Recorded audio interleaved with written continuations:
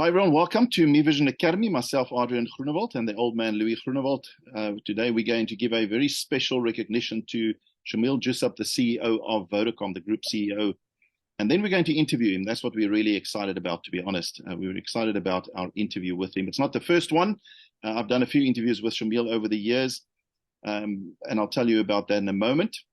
Very briefly, for the last quarter century, we've interviewed top leaders, met top leaders. We've written a few books and hundreds of articles. All this has led to Me Vision Academy. And one of our purposes is, in fact, to track, recognize, celebrate, and learn from successful leaders. And then we hope that inspires other people on their journey towards successful leadership. And our goal is to find successful leaders on all levels of organizations, because obviously they exist. But today, we've been tracking Shameel Joosub for a long time, many, many years. Well over a decade, and we feel that he deserves this exclusive, prestigious award. So Shameel, welcome, Group CEO of Vodacom. Congratulations from the bottom of our hearts. We really are grateful for what you've done in our society. And I'm going to, in a moment, show you, but just welcome and congratulations before I show the actual award. Thanks, Adrian, and thank you for the recognition. Really appreciate it. It's absolutely our pleasure. You deserve it over and over. This is the recognition, Successful Leadership, awarded to Shameel Joosub for basically 5 key reasons, and there could be many more. Successfully leading himself and consistently doing that. We'll talk about that in a moment. Consistently leading people successfully. And sometimes that's individually and in a team setup. Successfully leading as Group CEO at Vodacom for over a decade. That's long in today's world for incredible companies like this. In fact, I think it's maybe 14 years. Shameel, how long has it been? It's 11 years as Group CEO. Okay, so and Vodacom. Yeah, and before that, of course, you also led Vodacom in South Africa and so on. So positively impacting broader society, very important in his personal capacity, but no doubt through his role as Vodacom. Vodacom is an incredible corporate citizen. And we see that in awards that they receive as well. So you've impacted society. For us, that's passionate for us, is your commitment to mentoring, inspiring future successful leaders. That is very important, and we know Vodacom is serious about that. I'm one of the co-founders, and that's Me Vision Academy presenting the award. So Shameel, let's start off with leading yourself successfully.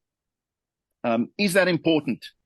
And what have you learned about leading self successfully?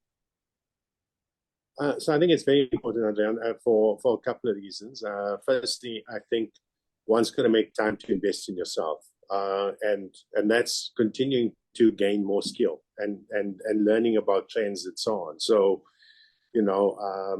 so for instance, in my case, I went and did an MP course at Harvard, and I must say it brought a different dimension, to my knowledge and experience. And what was changing in the environment around you. So that's one, but also continuing to keep abreast with trends, whether that be big data or cybersecurity or Chat GPT and AI and so on and so on. It's very important to be abreast of the trends in your particular industry, because if you're not, this presents both an opportunity, but could also very well be a threat. So having that constant part, I think, is extremely important. To think beyond as a leader.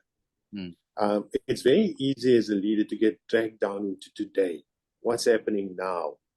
But your job as the CEO is to look 3 years hence, 5 years hence. What does it look like? And what focus do you have to put in the fire? What moves do you need to make now to better prepare you for the future, including investments that you need to make now that will benefit you in a couple of years' time. Now, that also means sacrificing some short-term profitability for long-term gain. Okay. We're going to look at the organizational side in a few minutes as well. Just tell me a little bit more, as you making it personal, perhaps. You've always seemed a calm person. Maybe you didn't have to scarve yourself too much, polish yourself too much, but what have you learned about almost the finer details of leading yourself by refining personality traits? Maybe judging less, or being more patient with non-performers, or I don't know, anything that you felt played a role in your life in terms of becoming a more, because you're looked at by so many, you have thousands of employees, and beyond that, you have others who watch you carefully, especially today. Everyone is a flipping reporter, so you've got to be at your best behavior. Did you find you had to refine your personality, your character, your attributes over the years? Yeah, I think so. I think, the things you could say years ago, you probably can't say today. I think things have evolved, but I do think you have to push people to be the better part of themselves and to strive. So it's always finding that balance between knowing when to motivate, knowing when to push people, and knowing when to uplift. So there's a fine balance between the different things. But sometimes you have to push to try and get the results, because if you don't, then things don't happen. And you've got to also push people to sometimes see beyond where they're looking at today. And it's knowing which part is needed for which meeting. Yeah, and which for which engagement. Yeah, which person at which stage of the career. Yeah. And then the same when you engage with external parties, from partners to government to all different types of stakeholders. Yeah. So example would be, you can't walk into an investor meeting and be flat. They're coming to buy your share, to buy into your company.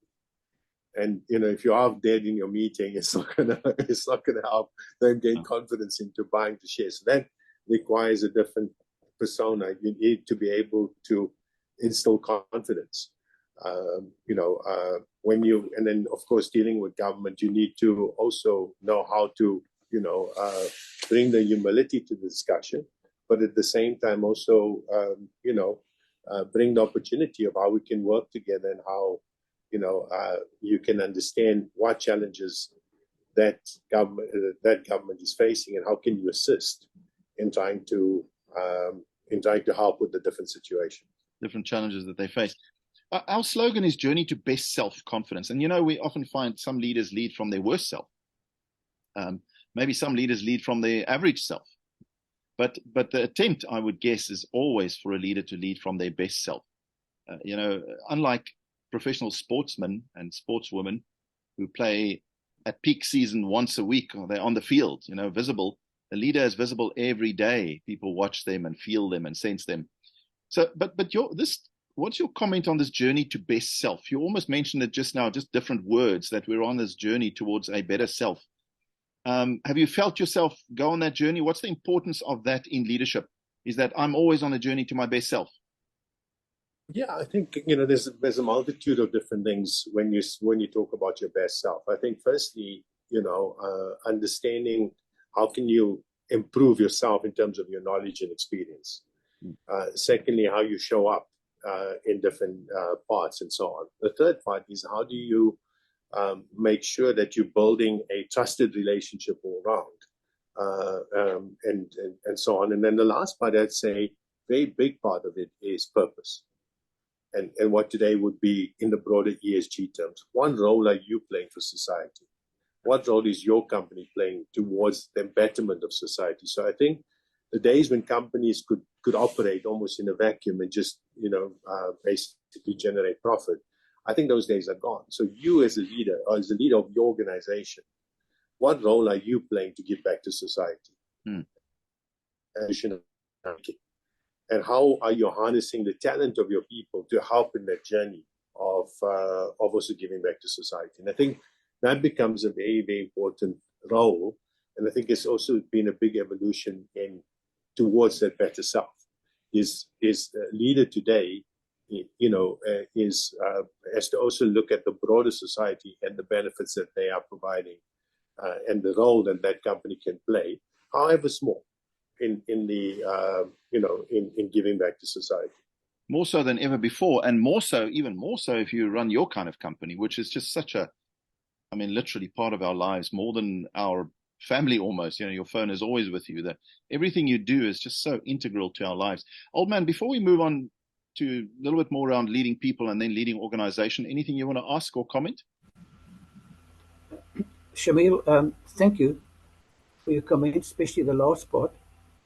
Shameel, our interest is that the award is not just because of your dominant, powerful role as CEO of a pillar society, but independent of that is our appreciation for your quality as authentic leader, um, the kind of leader that really is making a big difference out there, not just leading um, with arrogance and with sometimes with serious psychological limitations, but being an authentic leader, and you reflect that spirit. That's why the ability to have self-knowledge and self-respect, and as you mentioned, that affinity with divinity, which is so vital in so many of the top people we know.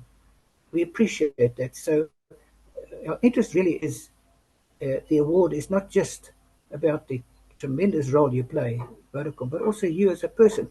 I think you'll be a great leader no matter where you go. And this boils down to your ability to lead yourself. So we appreciate your input there. Thanks, old man. Shameel, people. So leading yourself is one thing. You've already hinted at towards this in your comments, but you then have individuals in a team around you. You've got thousands of individuals across the organization that you don't directly lead, but very much indirectly or even directly, I guess. And then you have a team. At your level, you've got pretty much the best. When you have the William Mzimbas and, you've got some people who've got incredible experience out there. Just tell us some secrets you've learned in helping individuals and teams lead to move towards their best selves. And what are some key, we won't just have top leaders watching this. We'll have those who are stepping up and growing towards becoming successful. What do you wish you knew when it comes to leading people, for example, if you were younger? I think, yeah. So I think the main thing is making sure you've got the right people around you. Yeah. At multiple levels. So, making sure you've got a strong team and a competent team is really very important, and that the dynamics within the team is correct. So I think, not often enough, it's about, often you look at the one person who's heading up the team, but actually it's always a team effort. And you need to make sure that you've got the right team players at the various levels within an organization. So that's the first thing. The second thing is you need to have a self-improvement plan for those leaders. So, we call it one more skill in Vodacom, where we almost force people to have a development plan for themselves so that they're investing back into themselves. So I think that's an important part. And then, of course, we make bursaries and what we call the Vodafone University available and so on online, so that people can learn about different skills and expose themselves to different things. So I think, that's an important part. The third part, I would say then, is making sure that the purpose that you're trying to drive as a company, and that purpose part resonates into your team as well, because they're going to be the people that are going to implement it. Otherwise, what happens as a CEO, you can dream certain things, but if it's not going to be executed, then the company is going to fail. But you also want a team that's going to be pushing to create some of that purpose and bring that back into the company, and bring that and be pushing you as the CEO. So you want a team, you want to make the best skills around you, because strategy doesn't come from one person; it's going to come from the collective.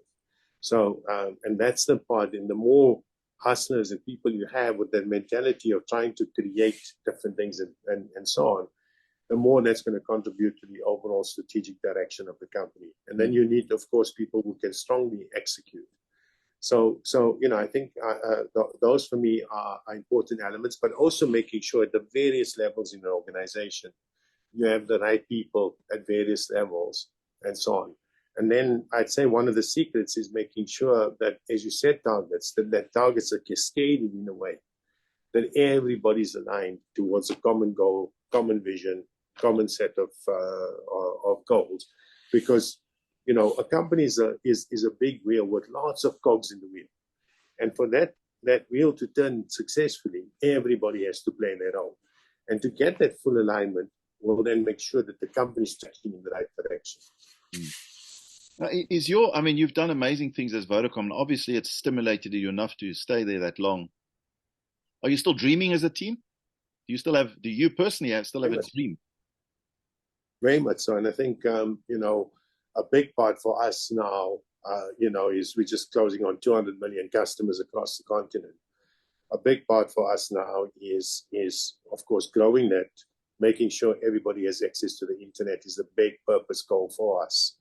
When we originally set up Vodacom, we wanted to make it possible for everyone to have access to a phone. And today we want to make sure that we create a prepaid for the world.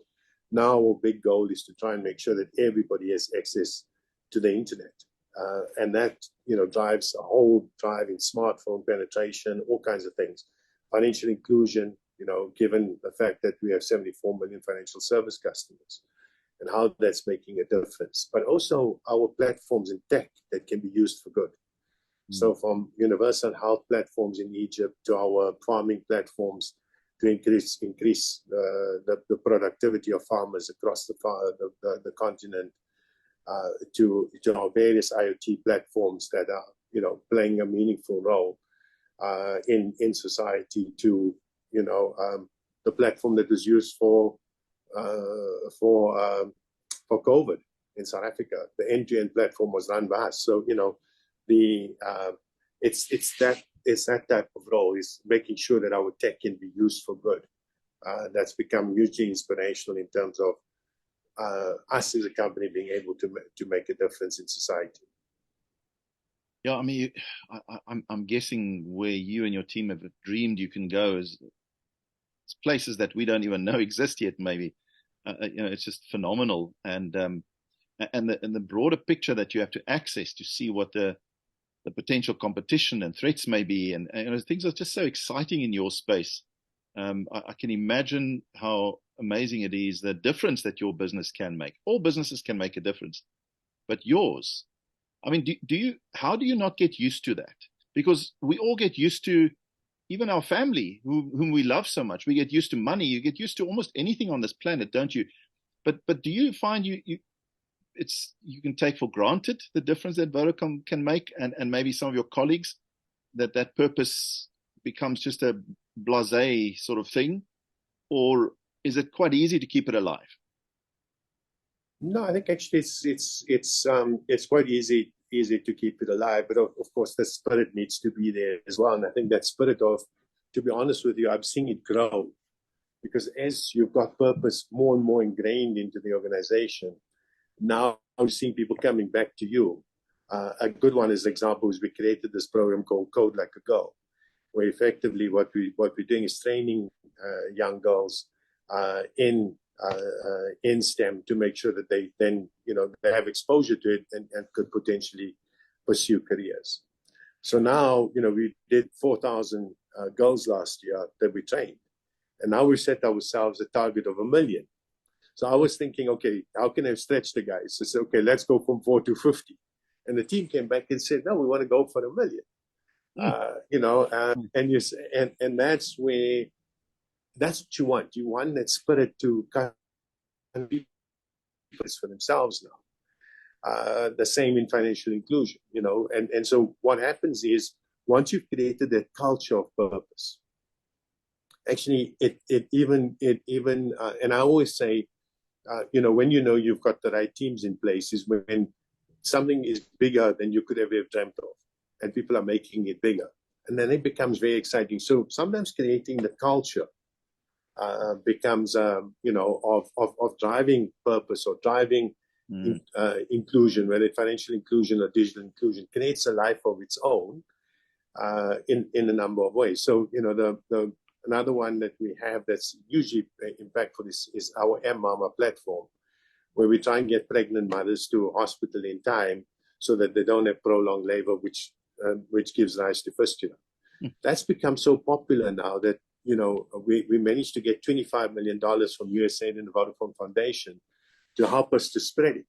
The president is now the champion in Tanzania on it, and it's now spreading to neighboring countries and so on. So it's almost gone viral and become a life of its own. That's fantastic. I can see your passion.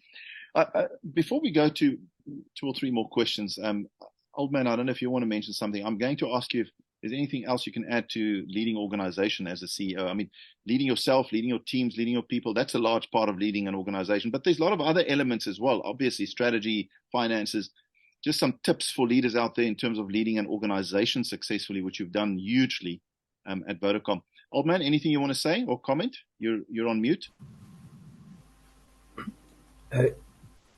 Shameel, from our point of view, interviewing hundreds of quality leaders over the years, there's a tremendous trust deficit towards leadership on a whole.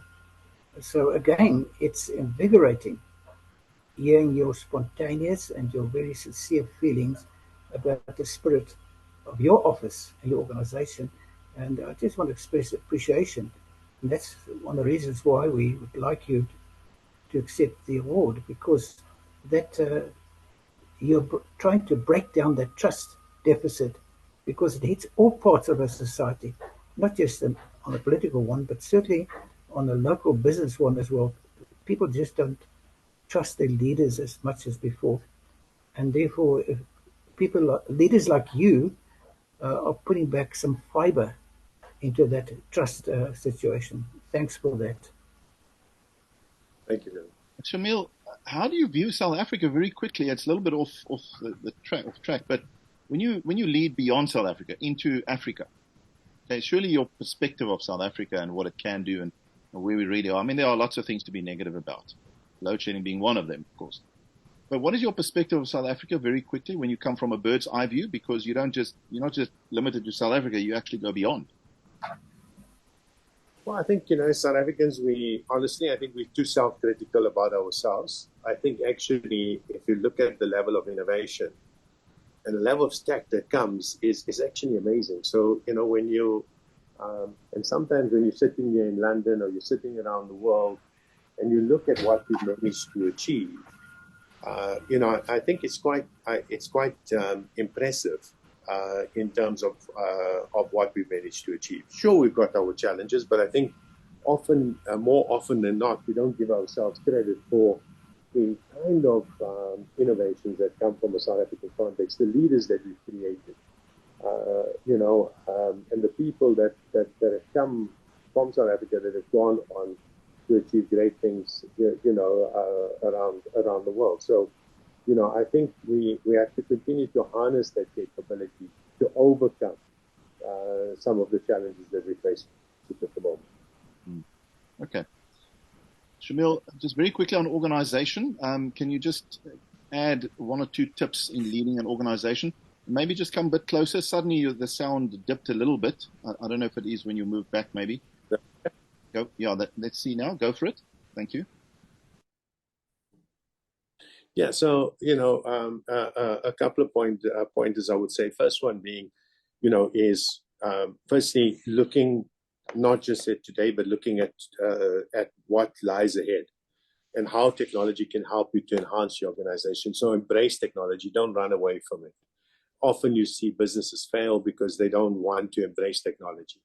One of the tips for me is when you see a new technology, invest in it. Get a very good person who can help with that particular area. So example, in our case, to say big data. So went and found an expert, hired the expert, developed a whole big data team. And a couple of years later, you're seeing those benefits permeate into so many different places into the business. But it did take that upfront investment. And we've been doing that for many years. Financial services is another one. Where we make an investment into a different area, and then in a couple of years down the line is extremely important. The power of data is another one. Today we have what we didn't have in the old days. I often say to the team, we used to be cowboys. We shot a little bit from the seat of our pants. And what you now have is you have the ability to harness data, to make decisions that are more sophisticated, that can be a lot more targeted today than what we had in the past. So example would be what we did is we built distribution everywhere. We just, kind of built distribution and targeted everything. And today you can be a lot more succinct in what those personal preferences of the customer are by harnessing the big data to understanding what's different from region to region, and gender by preferences, all kinds of things. So you can be a lot more sophisticated using data today. So the second lesson I would say is embrace data. The third thing is create a learning organization. Uplift your people all the time. Otherwise, what will happen is they'll become stale. Then look ahead. Plan your strategy. Plan your plan ahead. Understanding what competition are doing and look for opportunities. The other lesson that we've learned over the years, or I've learned over the years, in adversity, there's opportunity. So, even in times when we're struggling. So example would be, giving an example in COVID. A lot of companies kind of rolled up, stopped investing. We invested through COVID. In fact, we increased our investment during COVID. And that meant that we stood ahead of a lot of our competition because we made a decision. So when customers needed more data, we had the capacity to be able to cater for it. So it's looking for those opportunities. The customer's under pressure. Okay, so they're under pressure. They're going to buy smaller bundles. And that might mean not buying a big bag of, let's say, medium. It might be a small one.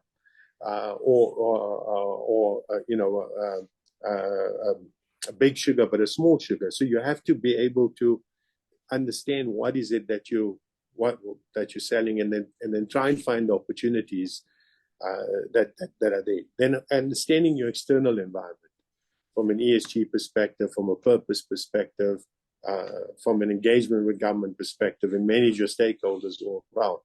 I think those are some of the things that one's learned over running your business itself. Is not good enough anymore. You have to be more cognizant of what's going around you and equip yourself for that to be able to lead. Yeah, and well done on getting that right over the years. Shameel, the last thing I want to go into, and maybe the old man can come in here too, is your award is also for your commitment to mentoring, inspiring future successful leaders. And I saw your head nod a few times during the award, but when that one was mentioned, it seemed to go even more like that. And I don't know why.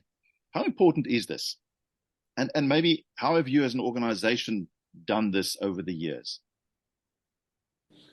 Well, it's extremely important because you have to identify your talent, and you have to make sure that you kind of continuously, firstly, you have to have a broader development program that covers the entire company, but there is certain people that you want to invest a little bit more on that have shown that they go that extra mile, that have the capability to go to the next level. So having a proper succession to develop those leaders become extremely important. And I think if you do that, you're going to see some of that go. So homegrown talent, I think, is extremely important, but also knowing when you need to go outside to find the right talent in a particular area. So it's finding that balance and being able to do it. And I mean, there's a lot of different things that we do. I mean, we even identify. So we start at what skills are we going to need in 5 years' time. And then we go and we start the bursary programs for those skills that we're only going to need in 5 years' time. So it's creating that ecosystem or that feeder system, if you like. Then the other thing we identify leaders within the company, and sometimes also making sure that it may have, like right now we need to develop more female leaders. So then we'll create female development programs. So an example, what we do is we have the internal development programs and enhancing our teams internally, but we also have a female leadership development program where we identify female leaders in other companies of the skills that we're going to require. And then we put them onto a development program every year, and they basically get free training. But we also use the opportunity to build a relationship with those leaders so that when the particular roles come up, we now have a relationship. Oh, you were part of our development program. Wouldn't you like to come and join us? And like that, we brought on some really good female leaders into the business. So you feel passionate about developing leaders for the future. Do you think as a broader society we can do more? I mean, surely the future of Vodacom depends on good leadership, and the future of our country and the future of Africa. That everything hinges on on good leadership, doesn't it? No, very much so. And I think also understanding what those skills are. You see it in Singapore, you see it in certain countries as an example, where they have a clear plan of what the skills are for the future. And they're making deliberate programs and stuff at the universities to develop those skills. Robotics, as an example, is one of those skills that we need to do more on. Artificial intelligence. And if you can develop a lot more skills and be more deliberate about it, then you also have an advantage, because I think as a country, you're now competing in a global environment. And now with remote working and so on, there's a lot more flexibility today. So if you can over-index on certain of the future skills, then as a country, you'll hold yourself in better stead of being able to churn out more quality people, but also from a job creation perspective. And then, of course, if you bring that all the way back into the school curriculum, then you can create a nice ecosystem again of the type of leaders that you require in a few years' time. Yeah. Okay. Before I just want to share with you a vision, and then we'll end there. Just your thoughts on it, Shameel, all about leadership in the world. Old man, any final comments before we wrap it up? I don't think so, Auden. I'm happy, very happy with the interview. I just want to mention, Shameel, one of the kind of pillars we've discovered is when people speak of mentoring other leaders, it takes a certain level of emotional maturity. The only people that can really mentor leaders is people who have the basic confidence, and therefore they automatically share their confidence with other people. And that way, developing people's confidence in their best self um, is the only real way to develop a mental leadership. So we appreciate your comment. You by nature, I think, is somebody, because of your inherent confidence, that wants other people to be confident in their own self-improvement and growth. So we appreciate that. Thank you, old man. Shameel, finally, let me share with you our vision. Identifying and recognizing, and we're going to make it hashtag 30,000 successful leaders by 2030. I'd like it to be 100,000. But, I mean, today we found one in you. But there are successful leaders on all levels of organizations. I mean, across Vodacom, you obviously have now, currently, very successful leaders. If not, you wouldn't receive this award. It's that simple. You've done a good job at creating lots of successful leaders in your organization. So we actually want to find and recognize these leaders as well. And that's part of our passion. Set the tone with your top leaders that are like yourself. But how do you find and recognize those existing successful leaders on all levels? Your thoughts on this vision? Is it bold enough? Any comments on it? Yeah, I think it's bold. I think one of the things you can do is get companies to show you what they do, and the journey that they on to develop those leaders. Because I think what a big area Dacia's goal. It's going to be a collective of different companies working together, to be able to achieve those goals. And everybody's got to play their role in terms of how they develop their leaders. Correct. And setting a goal is really good, but then it's a multitude of different things that need to happen all at the same time, and companies all embracing that goal of developing future leaders. But not just companies, governments as well. Yeah. Well, what we've realized is, there's a big emphasis on developing successful leaders in our society, and we can't neglect that, obviously. But But there are so many successful leaders already. They're just not all at the very pinnacle of every organization.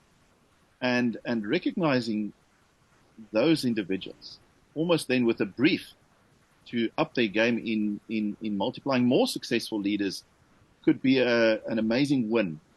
The emphasis is so strongly on developing leaders that those who are already successful, whatever that benchmark may be, you've got your benchmark inside Vodacom, of course. I mean, that could change the face of our society. And that's part of Me Vision Academy's goal, is to find more Shameels across different organizations.